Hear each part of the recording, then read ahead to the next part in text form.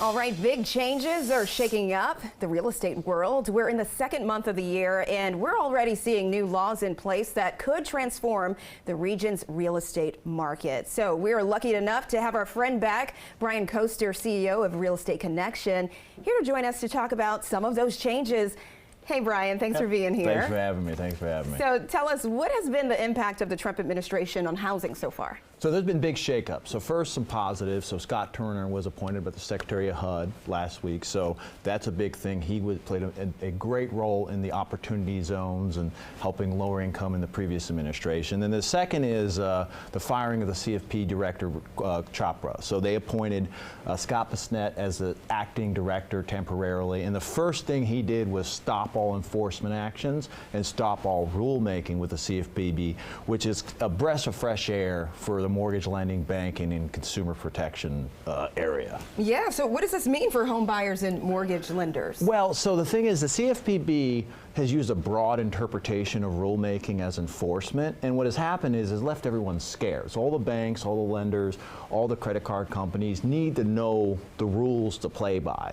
And because of the previous administration's enforcement actions were very broad, it left everyone scared, and as a result, cost of home ownership has gone significantly up because they have to charge for that risk. So by pausing administrative enforcement actions, putting a new director in place, it's going to lower the cost of financing and of homes significantly over the next couple of years. You're going to see more innovative products, you're going to see a friendlier access to capital for home ownership, and you're going to see, lenders who were sort of scared and beaten to death over the last 5-10 years come out and start acting more appropriately. So overall, the rulemaking halt and the enforcement action halt is much needed in the country.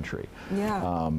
Well, I want to talk about the new infrastructure projects like RFK and the new train. How would that affect our area? Well, so the Trump administration has made it clear that not only are we going to make DC more efficient, we're also going to make the infrastructure better, right? So when you think about jobs come with infrastructure, right? You need to be able to get to the place you're going to go. So the Baltimore Railway is just something that's been started. It's going to take about 8 years to get done.